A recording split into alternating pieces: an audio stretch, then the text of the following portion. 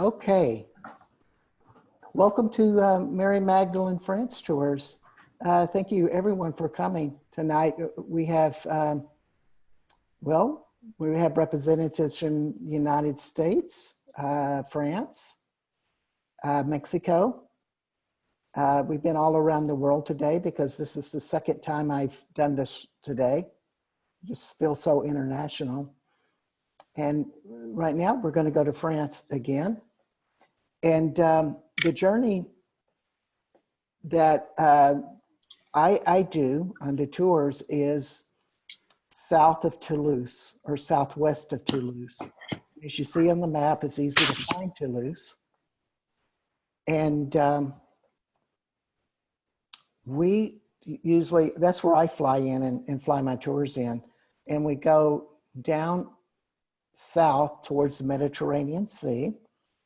And as you see the green going over to Spain, those are the Pyrenees Mountains.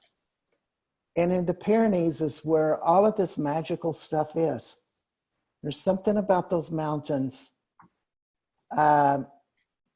particularly one mountain, Pic de Bougueroche, which is a stargate, that all of this energy is coming in from.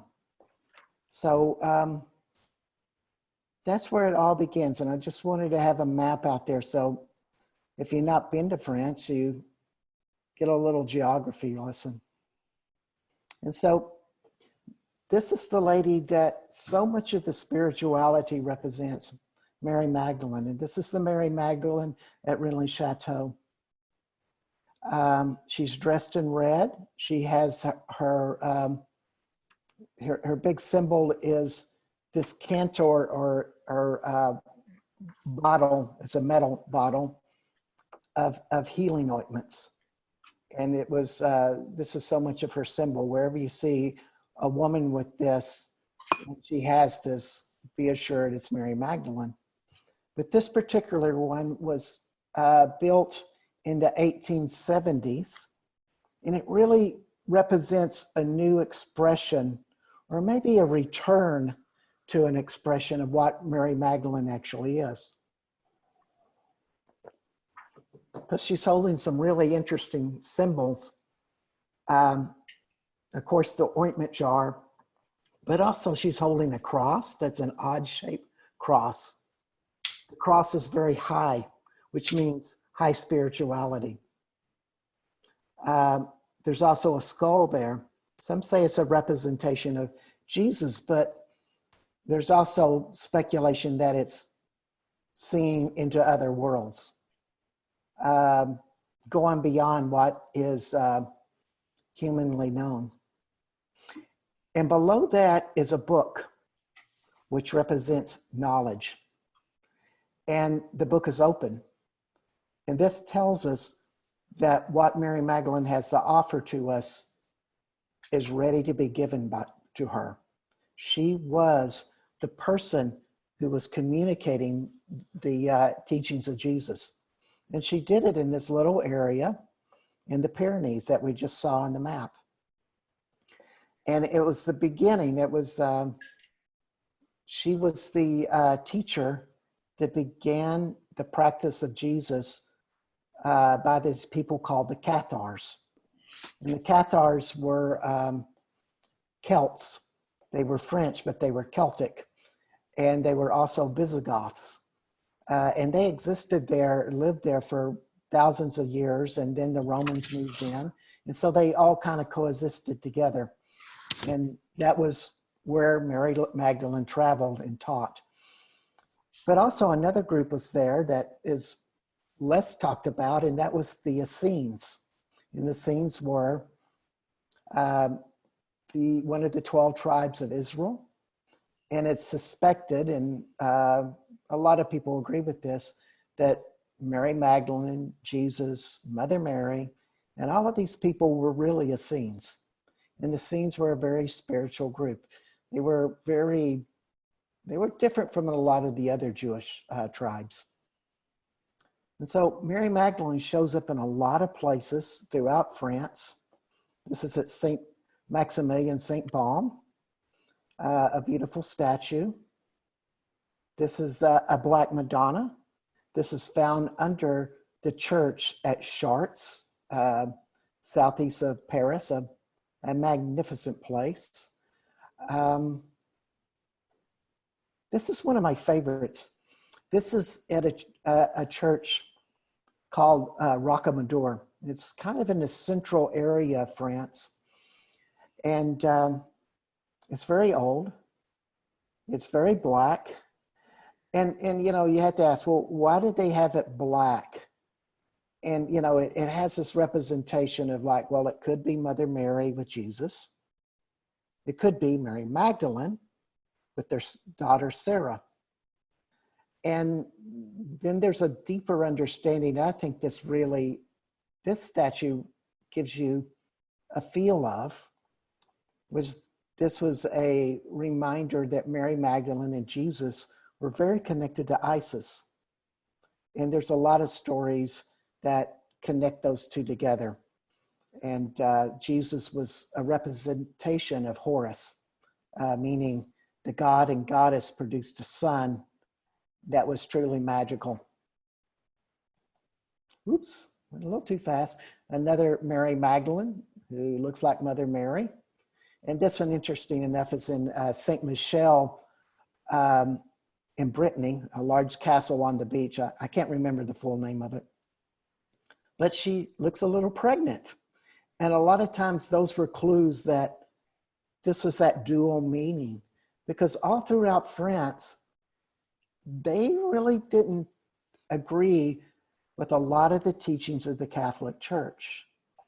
I mean, there was a certain society that did not.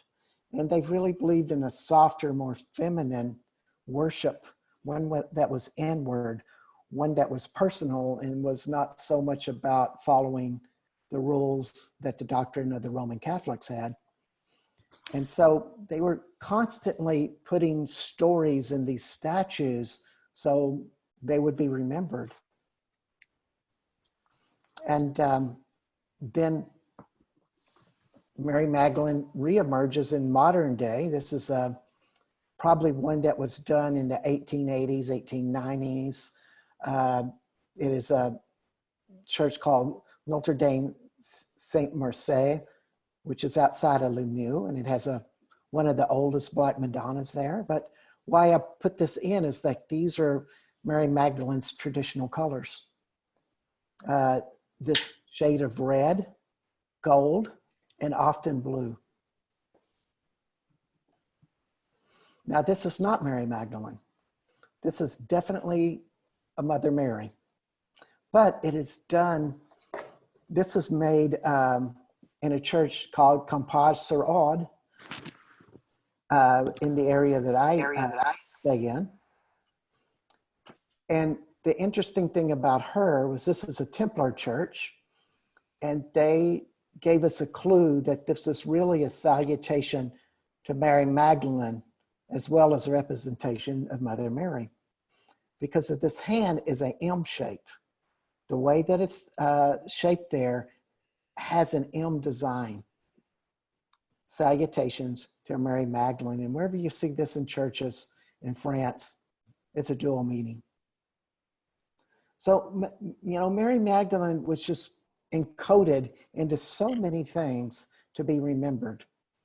And what this tells us that not only did the Cathars love and adore her, but the Templars did as well. And they believed in the divine feminine and the power of that gentler worship of Jesus, even though they had swords, shields, armor, and they worked with the Roman Catholics. Now, this is one of the reasons I suspect Mary Magdalene came to this area. This is Pic de Bogarache, and this is a stargate. And when I say a stargate mountain, this means that energies from other solar systems, suns, communities and cultures of other races that are much higher evolved than we are, can enter into the earth through this stargate. Energies from the cosmos are streaming into this mountain. lots of UFOs or aliens, and well, not aliens themselves, but the unidentified flying objects are seen around this mountain a lot. It's a very powerful place to stay. And so as the energy flows in, it goes out of the mountain just under the surface by ley lines. And these ley lines go out throughout France. However, there's a high concentration of ley lines going out all over the place in this area. And they are always connecting to the power spots. In other words, the people who came here would go to these hills, mountaintops, other places, feel a special place that was energized, and they would mark it either by a church, and they would align the altar with the ley line.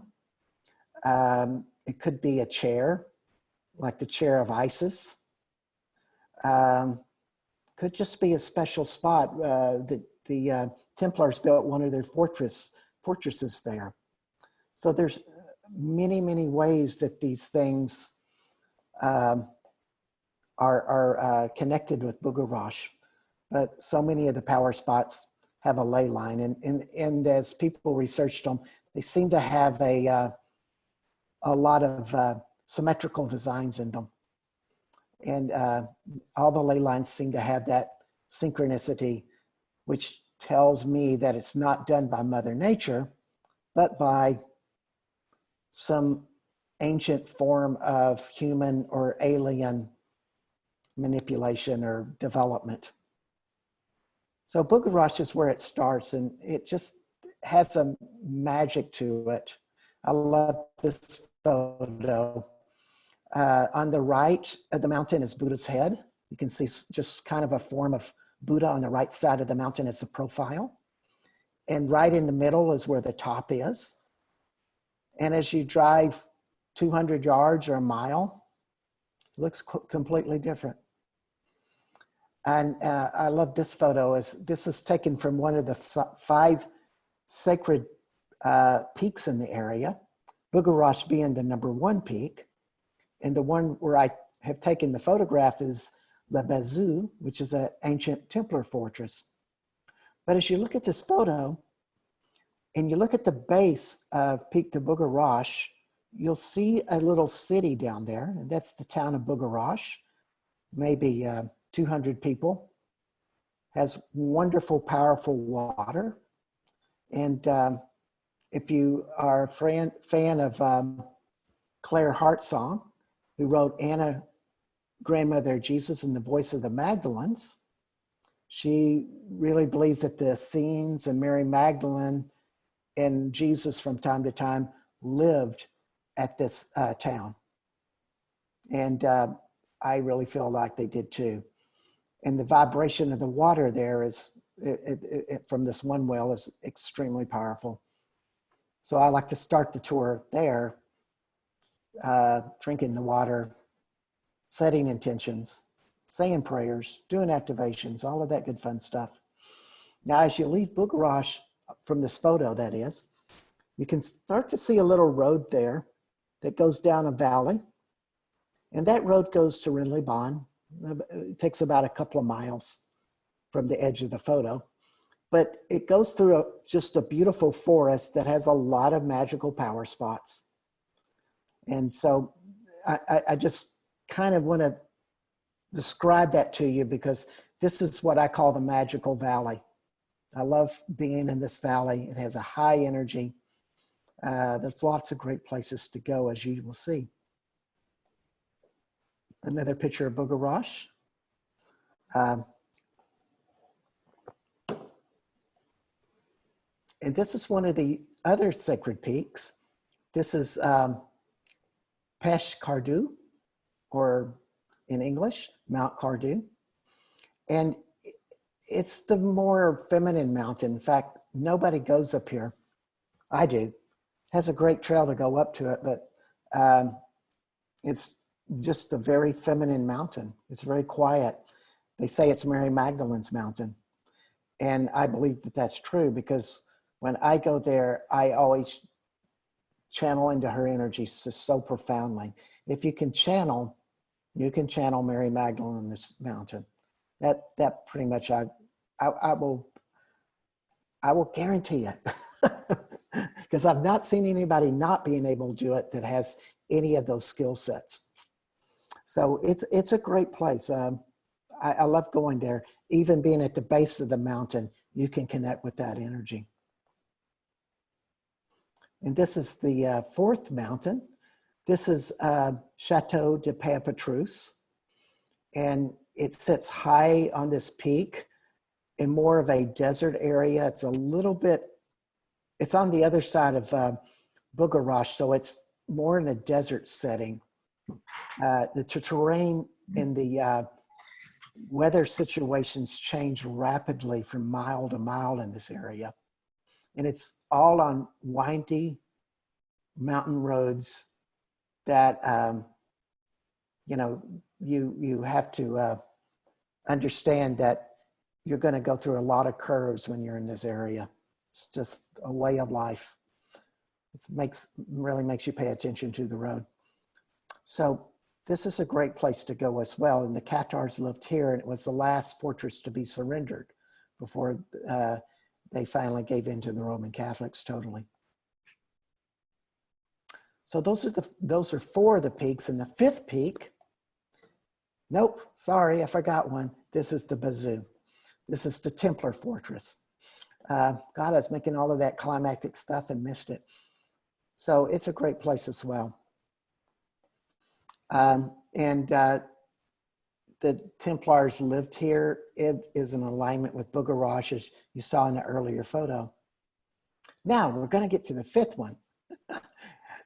And it's the most famous one of all. That is Renly Chateau. And, you know, to me, this one really, whenever I see this view of Renly Chateau, I just think of, wow, what a magical place. And it is. It lives up to all of its reputation, all of its stories. And it is the big tourist site there. On an August day on a Saturday, maybe 500 people go in and out of this town. So we're not talking huge tourist site, but it's the biggest tourist place in general. And what that tells you is most of the sites that you go to will have either a few people, but a lot of them that I go to, there's no one. It's just me or the group I'm with. It's really an amazing place. So let's go into Renly Chateau. This is, of course, this is referred to in Dan Brown's Da Vinci Code, and it really gave it a lot of fame and popularity, and a lot of people go on that type of journey. But it was also most likely an ancient worshiping place of Isis. I really believe that Isis was the goddess of choice when the Romans were here and before the Catholics came. And that's fairly common throughout France. Isis pops up in the most unusual places of ancient altars that people go, well, this is a sign of Isis. And although we don't see any signs of Isis as an intuitive, it feels like Isis to me in here. There's 3 Ley Lines that run into this church and converge, and that's part of its power. In other words, the people that first started worshiping here probably felt the energy here, felt the power.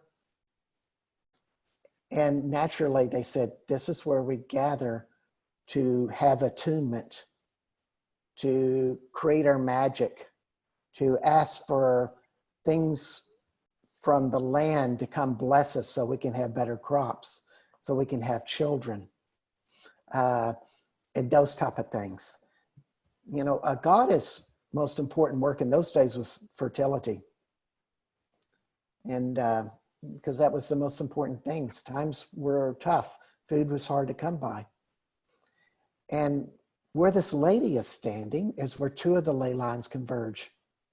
I kind of like her up there. She's kind of like almost like a John Wayne figure. I have no idea who she is, but she's in the perfect place when I took this photo.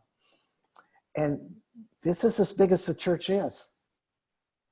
It's not a big church at all. It was, and when the man Bérenger Saunier, who's the really world famous priest of this church, or became the world famous priest of this church, he died many years ago. He had a church that was crumbling, falling apart, leaking. And somehow he was probably able to raise the equivalent of $2 million, or at least in our times. At those times, I think it was 200,000 francs. But he took this money and he was able to get the Freemasons. He was able to get these people of these secret societies that he knew, and they converged together with their ideas and thoughts and made a church that held all the stories through symbology of what the story of Mary Magdalene and Jesus was. And if you have a trained expert, you can be guided to really understand this story. And I know some experts. I'm still learning. There's so much information that this church holds in symbolic terms. This is the dome. And also this is the altar. And the complexity of the altar is amazing. When I came here, I did not take this on as an intellectual endeavor. I took it on purely as an energetic way of enlightening myself. In other words, I would sit in these churches and I would meditate on different points of this altar and see that it would open my chakras. And that's what I would do. And I would stand in the power spots and I would focus on the altar and I would go in deep states of meditation. And it really worked for me. And as in Renly Chateau is not the only church that does that in this area. So the stained glass in the back, that is this picture. And this is two people that I always have present on my tours if they're in town. They're Danish, so sometimes they travel. Sus Krasel and Kai Lillendahl.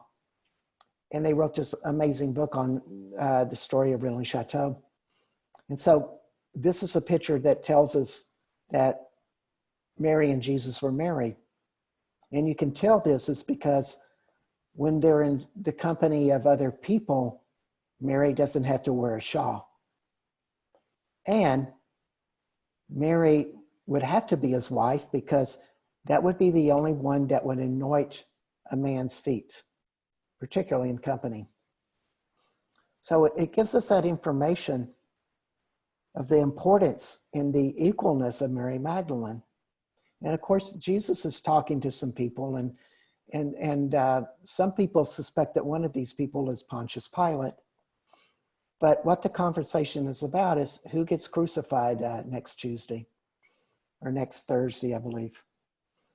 And of course, it's Jesus. And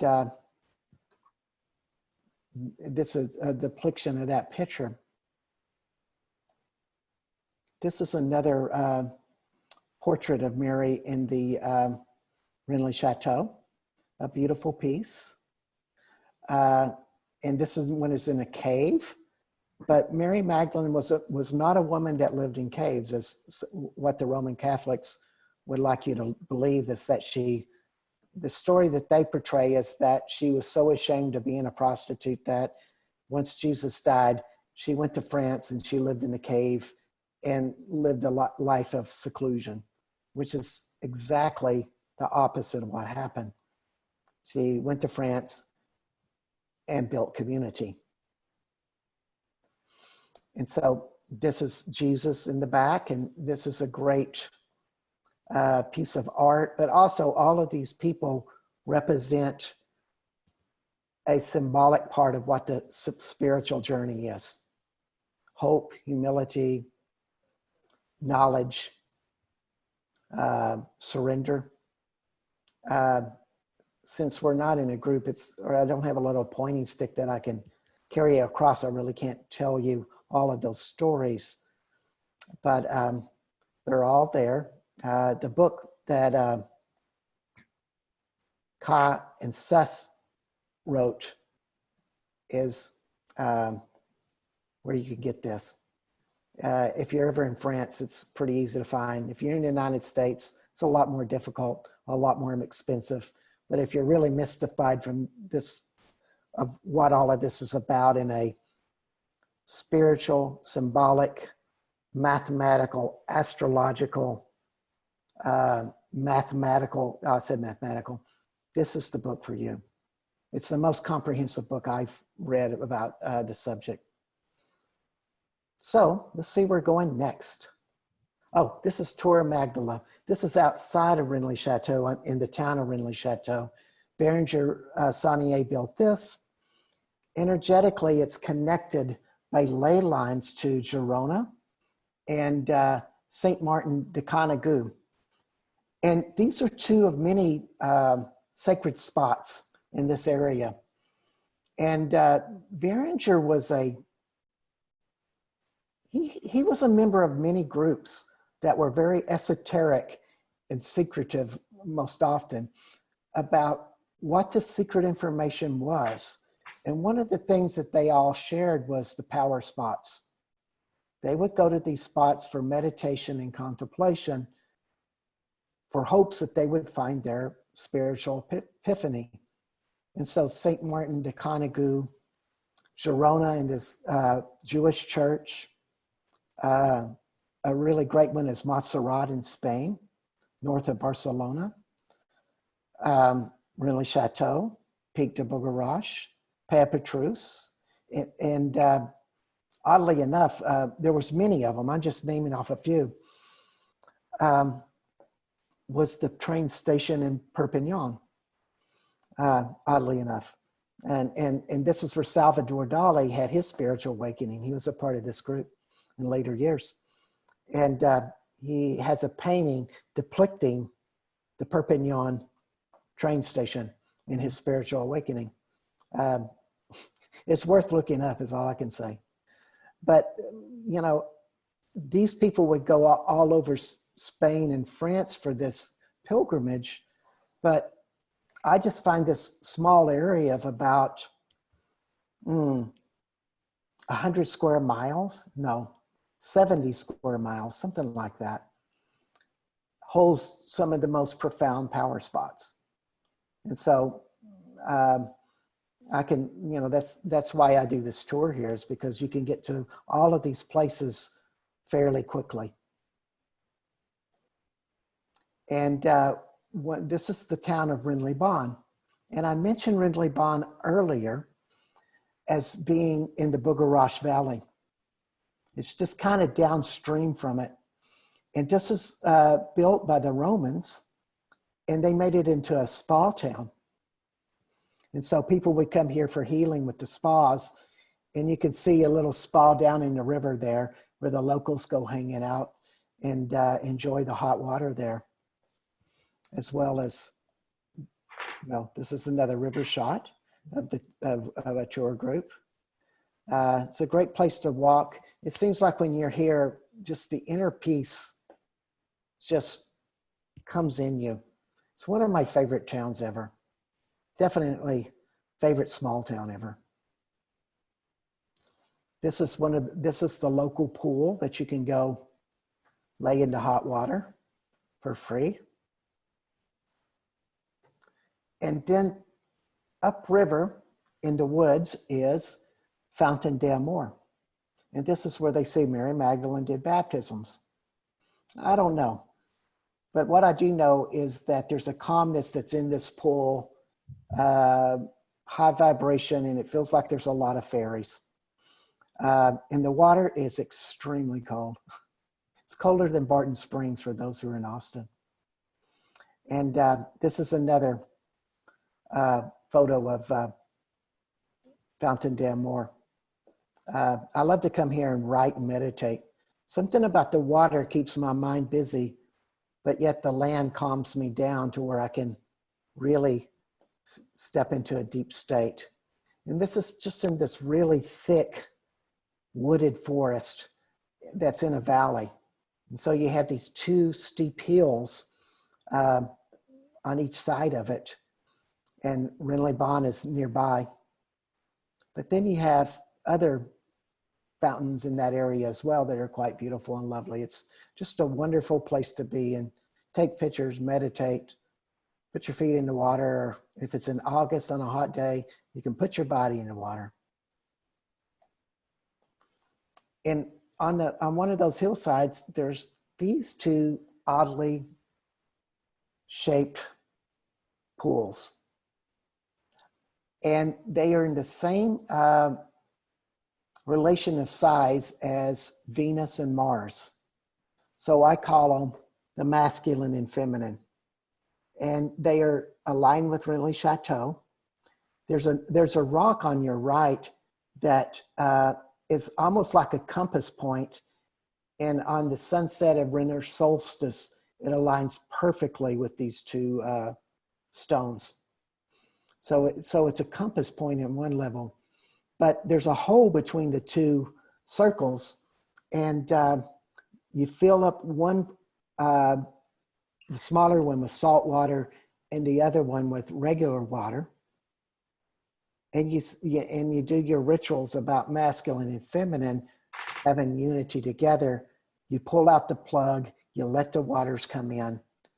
And I love to do oneness activations in this pool. Not that we get in it, but it just activates an energy of oneness. So it's really great. Those are my feet, by the way. So it's just a wonderful place to be. And in this particular hillside, there's a lot of power spots. This one is very odd. And yet when you approach it, every time I go, my solar plexus opens just in a huge way. And there's a few other rocks in this area that are mysterious power spots that we really can't explain why they're there, who did them, how long they were there. No one really knows. And few people know of them because they're in the forest and you really can't find them unless someone takes you, or you're really lucky. And this is a great shot of the countryside. These are the Pyrenees. And I feel like I'm in a impressionist painting every time I look at this picture. And now we go to a really magical place called Nebus Forest, which I believe means misty hill. And it has a lot of mist there, has a lot of moss, it has a lot of rocks and a lot of trees, but most importantly, it has a lot of fairies and angels in it. And a lot of times when you sit on these rocks, just energy activates inside of you. And sometimes when you're by the trees, another energy of a different source comes into you. And so this forest is probably a maybe 5-mile walk. If you walk the entire thing, it might take you 2 hours, but we like to spend 6 to 7 hours here and not get all the trails in, because you can. It's like a large maze of trails. It's easy to get lost, but you can always find your way out for some reason. It's just the magic of it. And just spend the day meditating. And that's what this group is doing. We're just jumping into it. And we go to these places like this one particular rock that when you touch it, you feel this vibration, but there's another rock about 10 yards away that whatever intention this group has, the other person gets the energy of it. And so we'll ask that other person, well, what would you like change in your life? And they say, well, more love. So we think of more love or loving what love is for us and that vibration. And they just feel this expansion in them and they feel more energy of that. You know, it's a weird way how it works. I can't explain it, but I just know it does. There's a lot of angels in this area of the woods. And onward we go through the maze, walking through rocks that have these really small trails and setting around on other rocks. A day in Nebus should be like an hour and a half of very, very slow walking and about 4 hours of meditating, activating, and a little bit of time to eat lunch and giggle. It's really a great place. And this is one of the most special places there is the Sapen Harp. And nobody can tell me why it was made like this or grew like this, but surely enough, it did grow like this. But it's right in the middle of this area, which I call the fairy kingdom. There's more fairies here than any other place that I've seen in this area of the forest. It's just wonderful, and it's a great place to take photos. This is the rock that you saw earlier. Another very magical spot. The maze. And these trees, when you get in the middle of the trees, they seem to be pulling in or connecting like a radar or an antenna to the energies of the cosmos, other planets, solar systems, etc. And so you get a totally different energy than per se what you would feel with a rock, because a rock is connected to the earth and it's bringing up energies from that direction. So that's one of the neat things about it. You're getting a variety of vibrations from two different sources. I'd say in Nebus, there's at least 100 power spots. They're all over the place. You don't have to go far before you find one. It's just simply beautiful. And so, leaving Nebus, we go to a very ancient church, probably 4,500 years old. Or not as a church, but a place of worship and specialness, because they found articles that look like would be used in worship on these very spots that were buried away. And that's when they dated them back to 2500 BC. So this is Vals, V-A-L-S. It was built about 1000 AD, or this particular church was. I suspect that it's been added on over the years, but you'll see that the left side is natural rock, the right side is masonry rock. And so there's this wonderful harmony between the two. And you walk up like as if you're walking up in a cave, which gives it a great feeling. And you go into this room, and there's this altar. And the altar is where the priest would be a long time ago. But these are no longer Catholic churches. They are community. They're run by the community. So therefore, you can go up and touch the altar, in which we do, because this altar is very special. When you activate the energies here, a white light comes up through the altar into all the participants and just raises your vibration in very profound ways. And so we're just connecting to this energy and letting it just expand inside of us. And what I find is the more people you have with a strong intention to change, the bigger the energy gets. And I feel a white energy just running in a very strong way throughout my body when I come to here. I love being here. And as you can see, it's a real cool place temperature-wise. You're never hot here. And at the top of this altar are these great paintings that are dated between the 11th and 14th century. There's a great picture of Jesus that I don't have on here. And this is another place that is of the white light energy that is very ancient. I suspect Mary Magdalene did come here. This is very close to the Pic de Bougueroche. And this is called the Hermitage de Galamus. It was founded as a Catholic site in the 4th century by Saint Anton. But Saint Anton he seemed to be, having an alignment with the Cathars, and he also had an alignment with the Roman Catholics. He is noted as a Roman Catholic saint, but he was a hermit, and he created this hermitage for men to be here. And they lived in this cave and surrounding areas. But what I really find is that there's a white light energy coming from the back of the cave that just emanates here. And so when people come in, their vibration is always raised. It may be that their heart feels open, that they feel more inner peace. Other people have had some of the most profound experiences here. I've just found that I have visited this place maybe 100 times in the last 7 years. It's one of my favorite places. And it's evolving.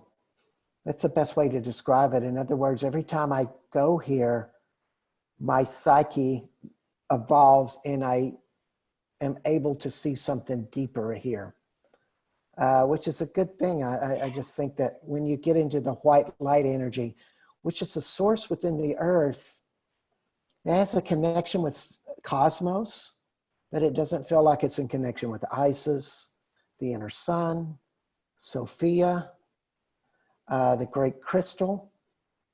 So Mary Magdalene, it's something that's probably connected to all of that, but yet it has its own identity beyond that.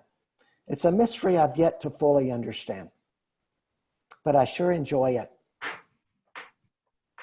This is the cross in the back. You can see it, the blue cross in the very back of the church, and this is it close up. And the story is, and I've never seen this, so it's all hearsay, that this turns into a feminine statue at night. It's I've not seen a picture, but they have it on videotape through the surveillance cameras. But, the French are kind of interesting from what I've learned in this area, is that they're not really open to sharing all the secrets. Just because they have something cool and profound, they're not going to do something like make it into the next Sedona. A lot of people aren't really crazy about that. They allow it so far, like Renly Chateau, but big money doesn't come in and invest it and make it all fancy like Sedona. My God, have you ever been there? It's all I can say is France is probably the exact opposite of spirituality compared to Sedona. I love Sedona, but I like this a lot better. So here we are, the only mass I've ever seen. After 7 years of going here, I've seen one mass. You have to hire a priest who will come and do a mass if you want a mass. They really don't make a circuit or have a schedule like that. You hire them from the church, who may assign you to a church if the community is ready to pay for it. But all in all, these do not belong to the Roman Catholic Church. They're community centers. This is the exit of Galamus, and that lady's about to walk out onto this, a huge gorge. This is called the Gorgia Galamus. And the Hermitage de Galamus is set on the walls of this huge gorge. And so you look down a couple of 100 feet. You drive down this road or you walk it. A lot of fun to walk unless you're scared of heights. Then it's no fun at all. But it's beautiful. This is kind of a long shot of it. It's about a half a mile walk, something like that. It's not that long, but it's enough to gain your interest. And this is the Hermitage Galamus on the cliffside that we just saw. You walk about 120 steps down into this cave. So it's a great, place to be. It's very exotic. Now this church is called Notre Dame de Croix. And it was built in the 6th century. And so something that old is always going to have more of the goddess energy. This is probably a Black Madonna. I've never had it confirmed to me, but this is the most precious statue in the church, probably the most oldest, and it looks like a Black Madonna to me. It's just not really black, but a lot of the Black Madonnas are not black. They've been painted, or that wasn't the intention there. But I see a lot of the Black Madonnas, the same statuary expression. And so this is the church. It has a wonderful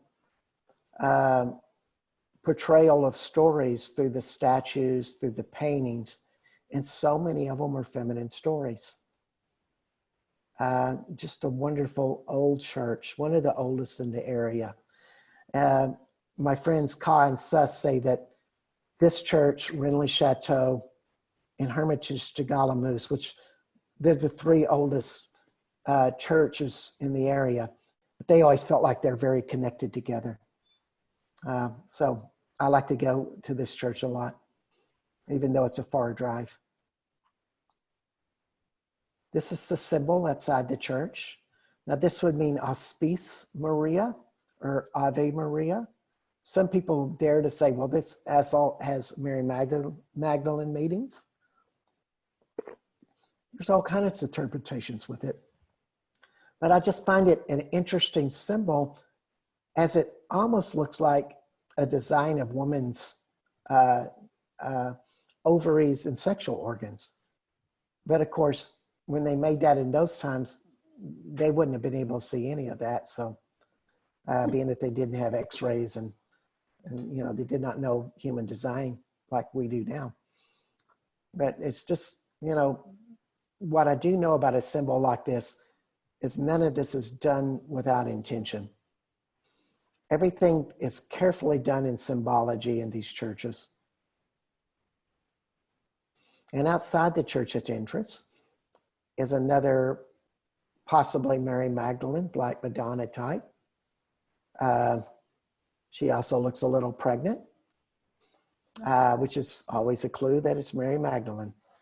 But once again, people can tell me I'm wrong because a lot of people don't believe that at all. And a lot of people do. It's all in controversy. Now, I love this statue, and you find this very common in a lot of the churches. This is Anna. She would be the mother of Mother Mary and grandmother of Jesus. And what this tells you is that she's Jewish. She has a shroud over her head, and that's what adult women wore. And Mary was a little girl, so she did not have to wear a shroud. But what they're doing together is reading. She's teaching her daughter to read, which was not done by only the wealthy or if they were Essenes. The Essenes were the one tribe that felt like women and men were equal, and therefore women should read. So it has a few meanings to it. But I always find this statue in a lot of churches. And this particular church is in the woods, and it really is. It's in the Pyrenees Mountains out in the middle of nowhere. The closest town is 2 to 3 kilometers. It's called Notre Dame Desales. And what makes it so special is that Mother Mary blessed this young man here who was out farming one day. And she blessed a spring there. And the water that has flowed out of there is of the highest vibration. And so whether the church is open or not, you can always go and fill up your water bottles and drink this water.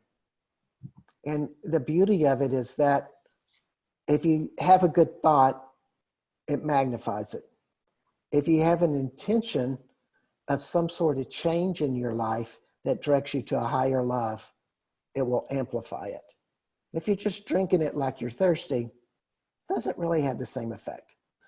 So it really magnifies your intentions. It's just as powerful as Lourdes. I've had water from Lourdes. They feel like the same vibration to me. And the cool thing about this church is hardly anybody goes to it. It's only open on Sunday afternoons, unless you're lucky. And you really get the feel of what Mother Mary feels like here. It's very intimate, very nicely done. They've been lucky enough to catch a lot of donations from people who have had like major healings in their life from drinking the water. So they've really been able to remodel it over the years, and it's just excellent. And this is the painting that depicts the young boy named Jacques, who saw Mother Mary around 1700. And this church is just as special. There's a French secret that Jesus died in France.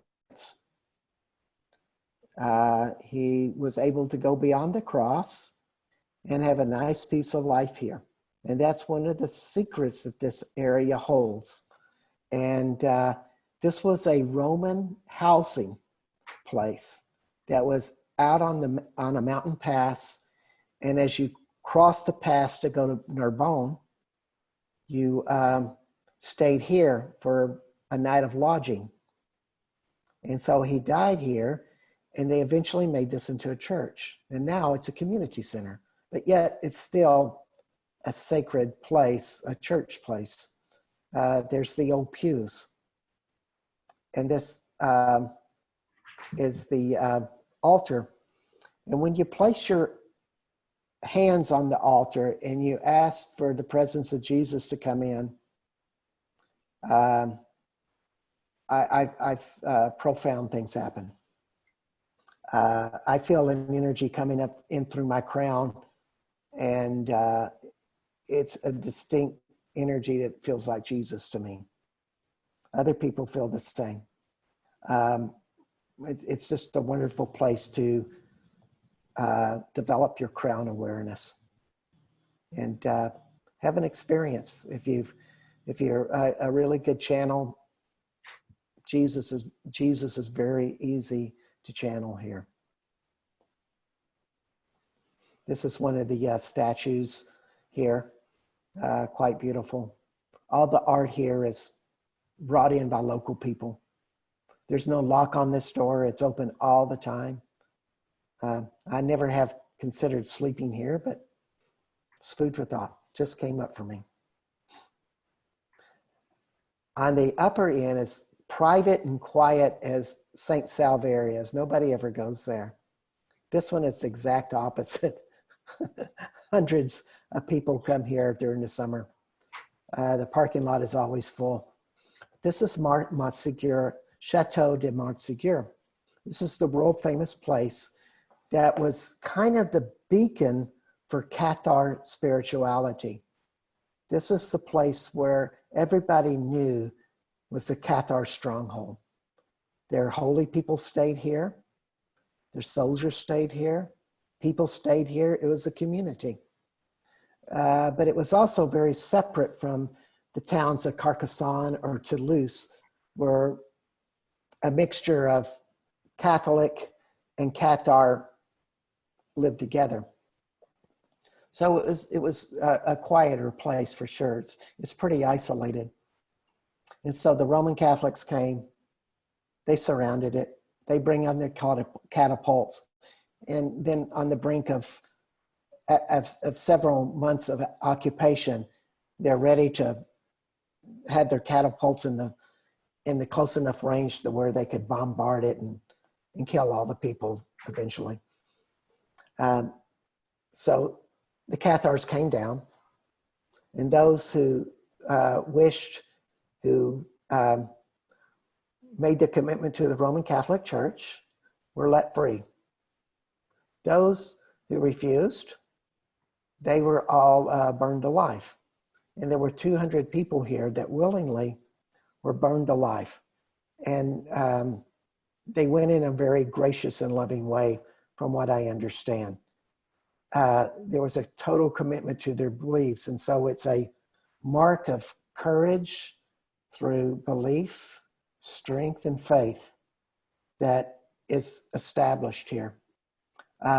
Also, it's a place of a great wound. And people come here year in and year out to experience it. To me, it's kind of sad.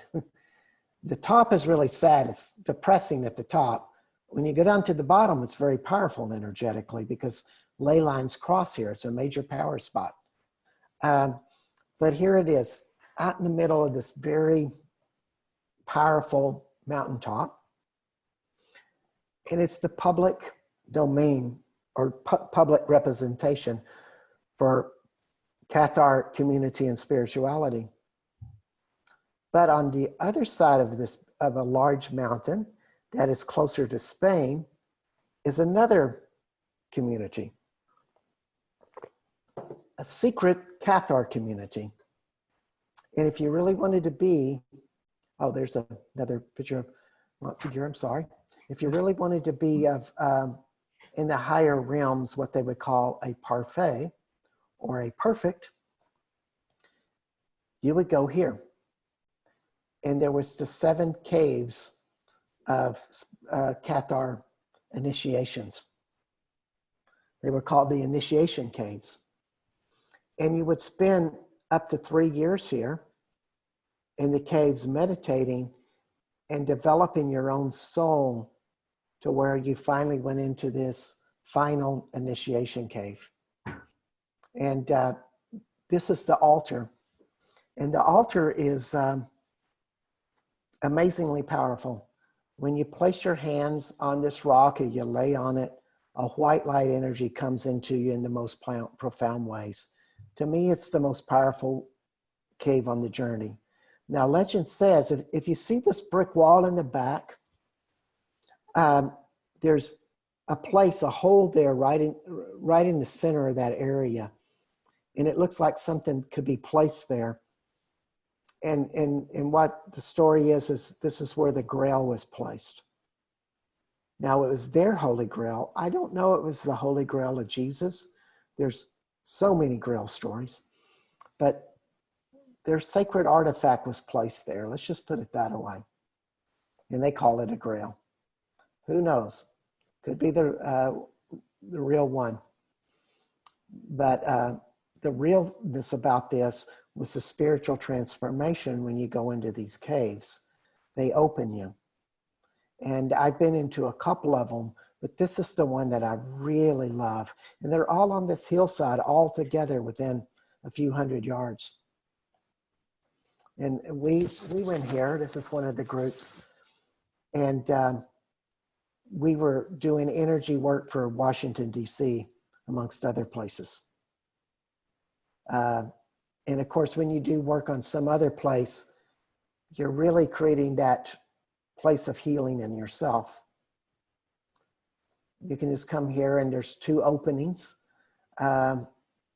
It's quite majestic. You're sitting on this cliffside way above a small town. You can hear the sound of cars and dogs barking and stuff like that while you're in this cave meditating. It has a very porous sound feeling. And this place is what the Cathar initiates would go to as their final initiatory exercise. And what they would do was they would get into this diamond-shaped design here and stand there, and I'm almost there.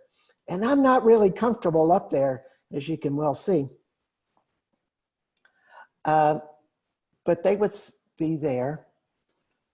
And the test was if they could separate astrally from themselves and be able to be astrally aware of themselves and be in that reality while be firmly aware of where they were.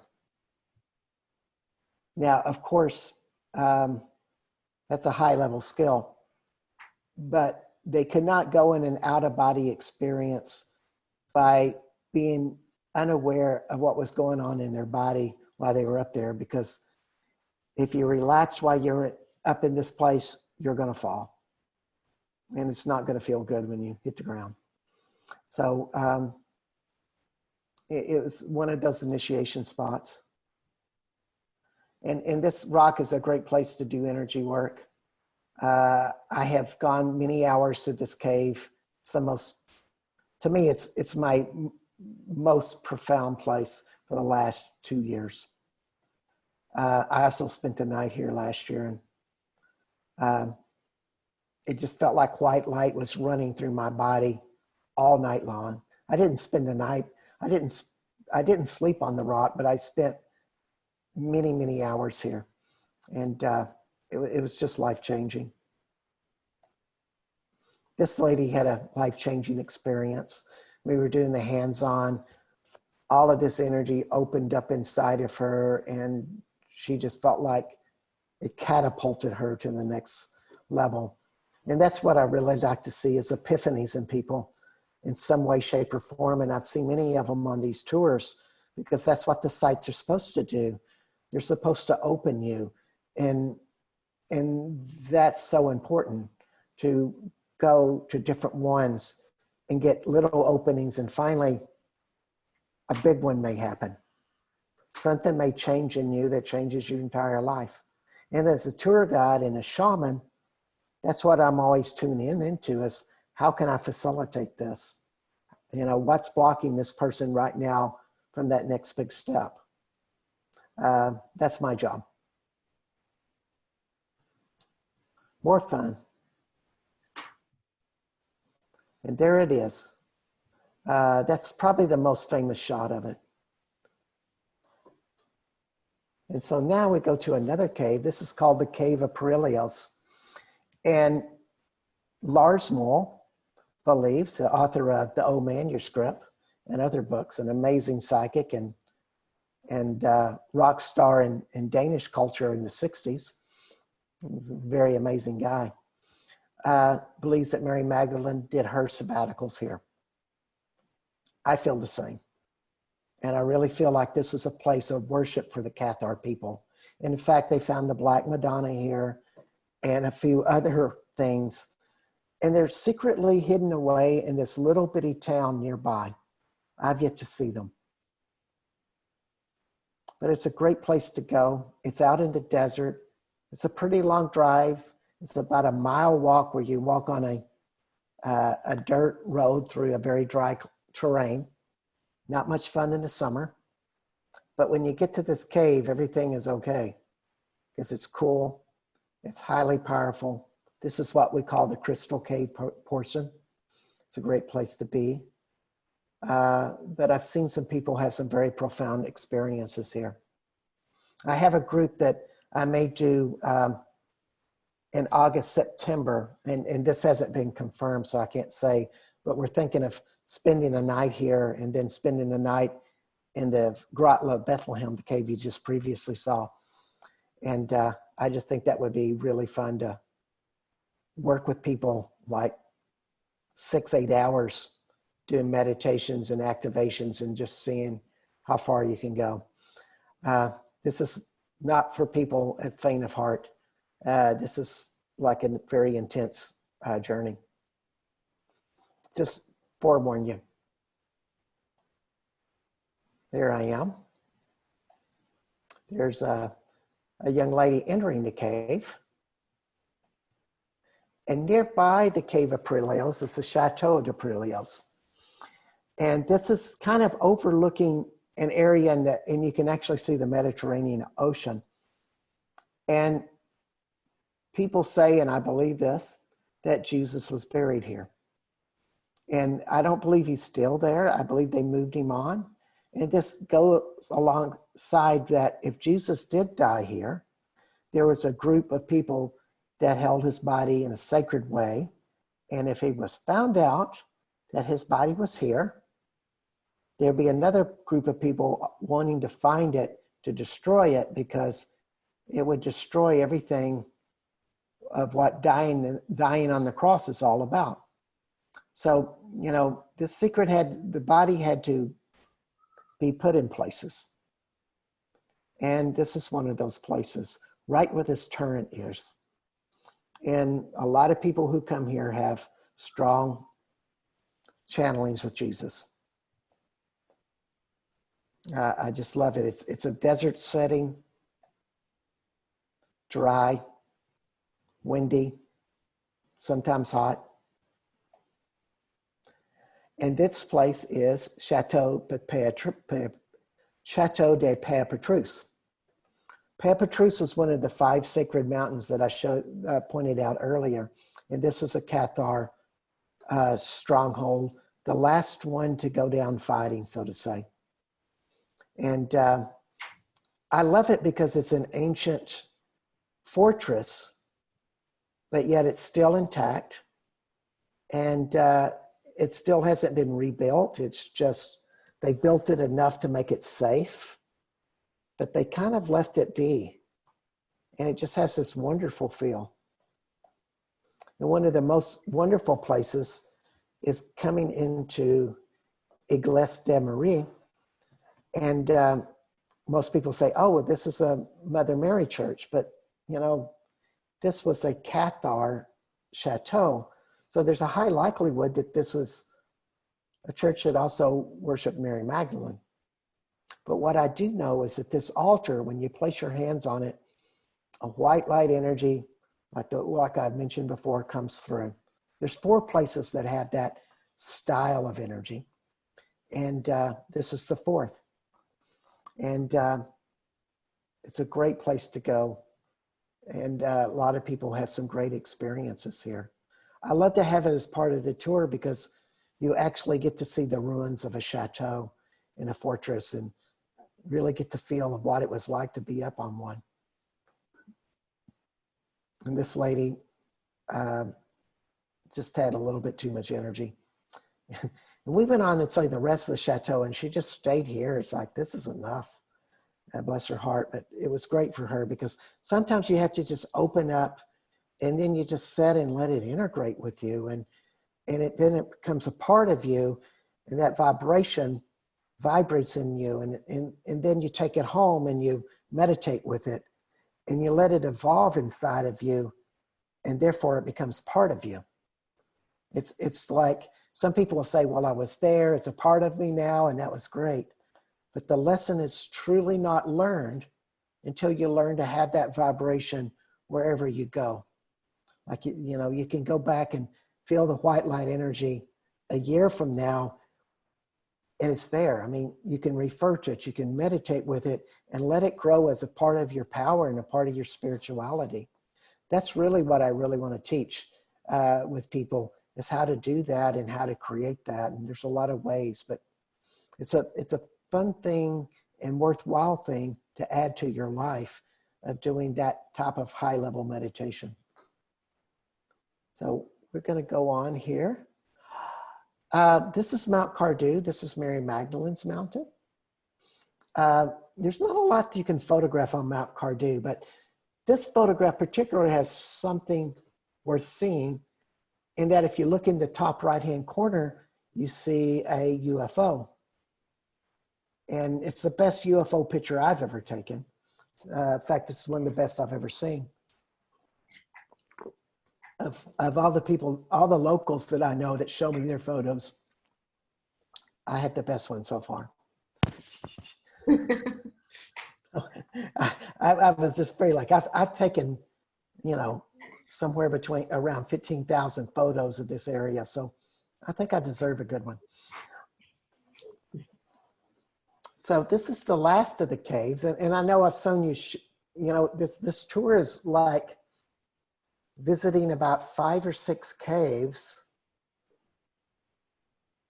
at least a dozen churches, 4 or 5 wooded experiences, and then some various other experiences beyond that. You know, the caves just seem to have a lot of the energy. And this cave is ancient.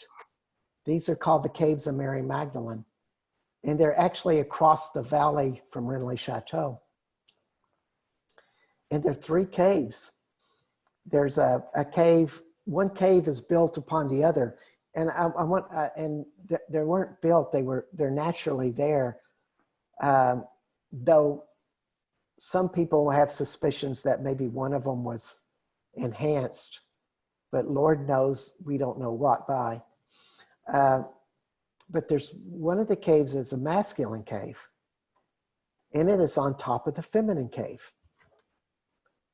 And then to the side is a cave connected to the cosmos. And so they have this wonderful combination, and it's really good to expend at least 3 hours here. All day is preferred, in my opinion. Bring a lunch. And you spend time in the masculine cave processing, getting clarity, clearing, you know, bringing your attention to whatever you wish to become in life, or letting go whatever you need to.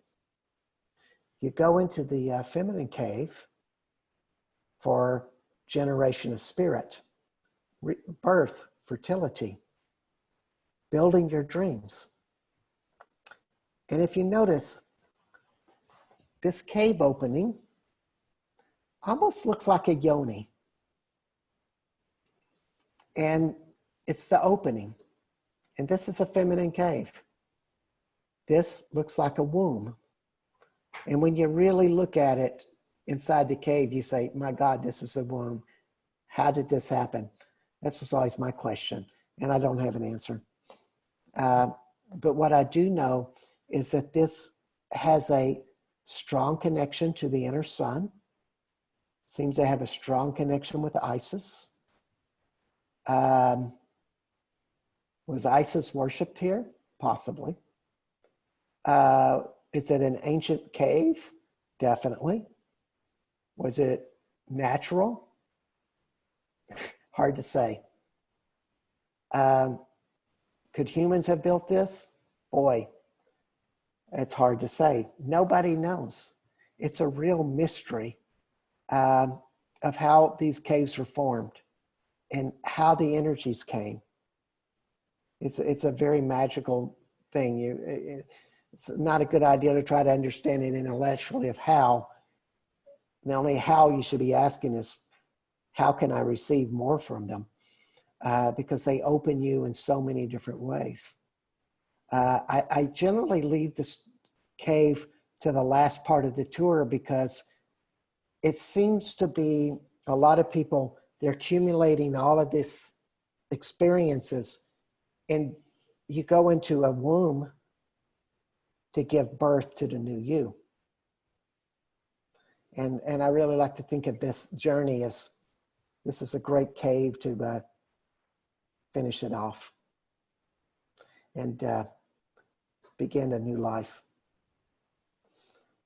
And so they're just great caves. Then we go on to these other journeys. This is the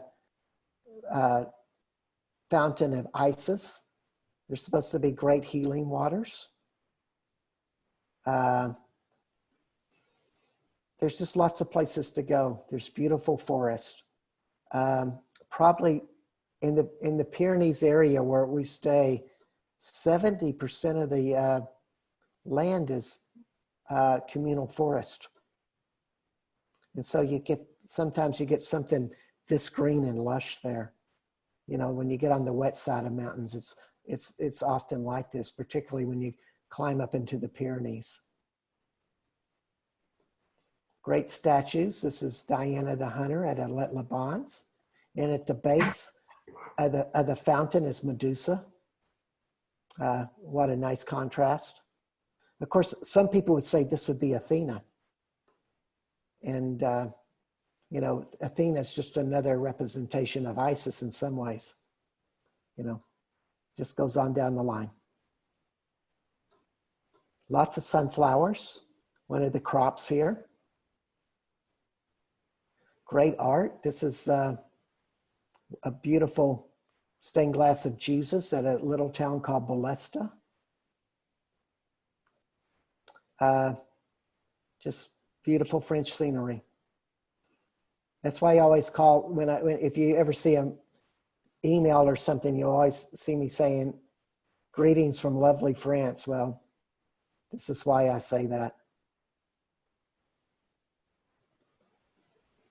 This is a power stone. It's actually a circle between trees and stones in this wooded area. Small towns that never seem to change. Beautiful photos in the water. I'm always fascinated with water shots. And sometimes you get traffic jams. You know, this is on a main road. But there, you know, the sheep have their rights. And then we go into Mary Magdalene and the Black Madonnas.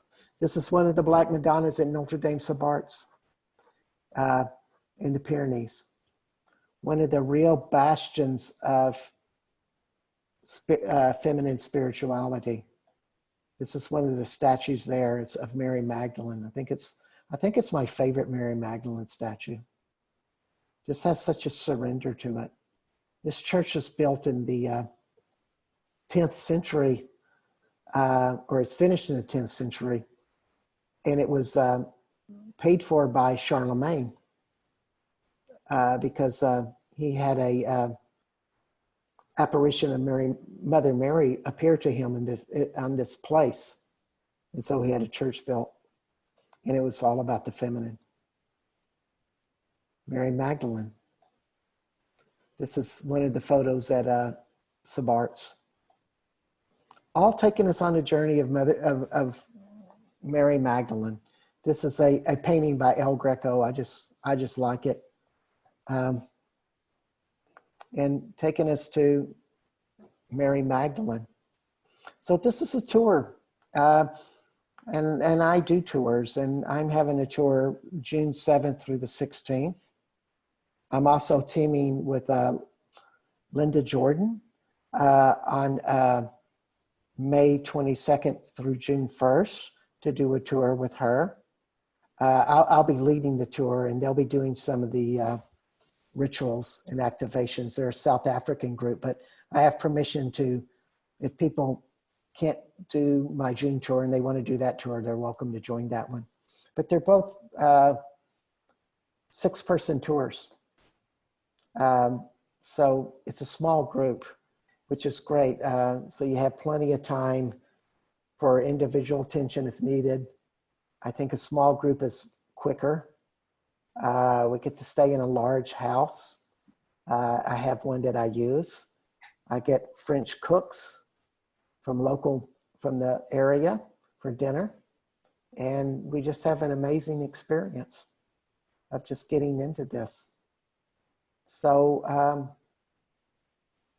I'm glad you come. Does anybody have any questions? We're not muted, I don't think. Though everybody's been so quiet. It was wonderful. I loved it. Thank you so much. Thank you. Is that Karen? Celia. Who? Celia. Hey, Celia. Yes. Of course. It's funny. You sound like a friend of mine named Karen, who's, I think, on tonight. Karen's here too. Yes. Hey, Karen. Yeah, yes. Kind of the same. I'm here. Here Yeah. I am. Oh, it's kind of dark where I am. Kind of dark here too. Sun's going down. But yeah, but that was beautiful. It was so good to reminisce and Yes. just get back into those energies. I would love to do it again. Yeah, yes. Karen was on the tour in October.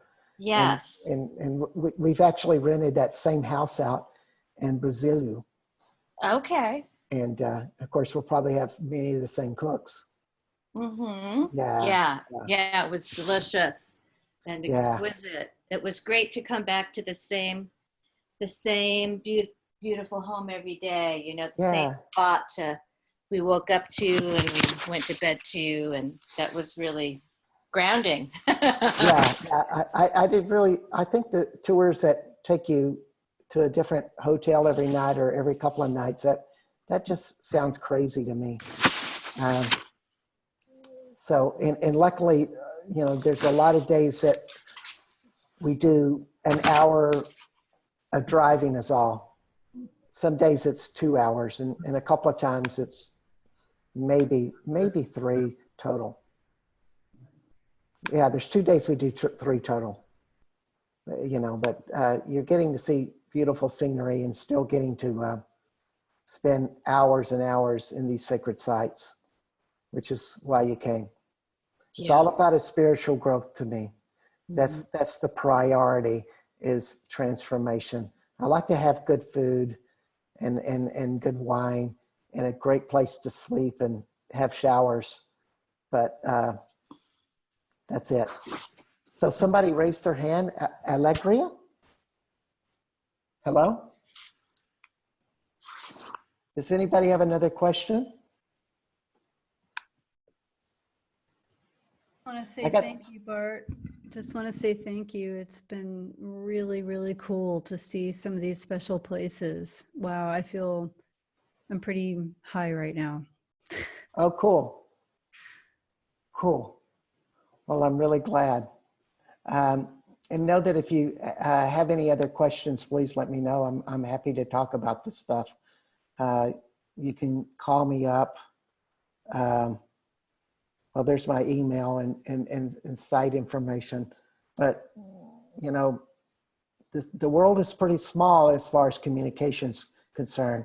We can talk to each other from across the globe free now with things like Zoom and Skype. And I'm happy to, you know, answer any questions or share about it if you would like to know more. And also, probably in the future, I will start doing classes on Skype. As people in Austin know, I do shamanistic type of work, and I do it in group settings using shamanistic skills and access consciousness. And I work on a lot of different topics, everything from living a magical life, prosperity consciousness, resolving anger, emotional topics. My belief is that if you get all the darkness in your gut and resolve that, everything gets tremendously easier in your life, and the magical things really flow in your life. And so I'm always going to go to that resource, even though a place like France has so much light and opens us to so much light. I always know there's a shadow somewhere down there. And I'm always happy to expose that shadow out so it can transform. Yeah. So any questions, any closing thoughts with anybody? I'm just interested in how you got interested. By mistake. I had an opportunity to travel any place in the world, and France kept calling me. And so I go. I actually get stuck in around a town named Albi with this German couple. My wallet was stolen in Paris, and I was waiting for it to come in. And in that process, they introduced me to a woman that lived right at the base of Pic de Bogarache, named Corinne. And so as soon as my wallet or my driver's license and credit card came in, I took off and lived with her for 5 weeks, and I fell in love with it. I mean, there's something about it that when I saw Booger Rush for the first time, my heart opened. And it's almost like it turned into a crystal form of light. And what I found was it's because I was one of the Essenes that came here. I was one of those people that kind of like the boys in the band or something. But a lot of people that were around that time, because it was an awakening time of Jesus and Mary Magdalene, when they come back, they feel like, why be anyplace else? It's like home for them. And I'm just one of those people. So I feel very blessed. And I live half the time over there, or 5 months, maybe 6 months. And then I live in Austin, Texas. And I work with my shamanistic work and these tours and write books and do all kinds of other things.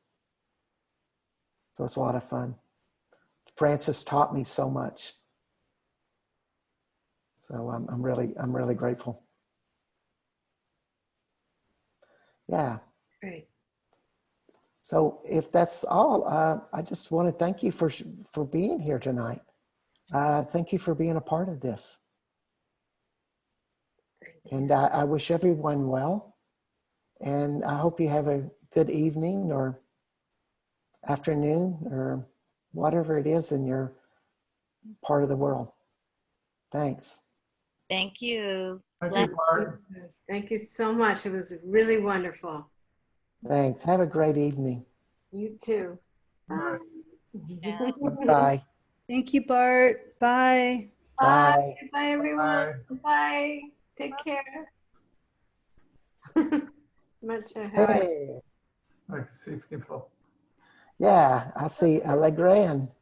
Okay, I'm going to leave now. Yes, I'm going to exit full screen. Okay, bye. Bye-bye. See you soon. Ciao, ciao. Au revoir. We Au talk soon. revoir. Okay, a bientôt. bientôt. Thank you. Okay.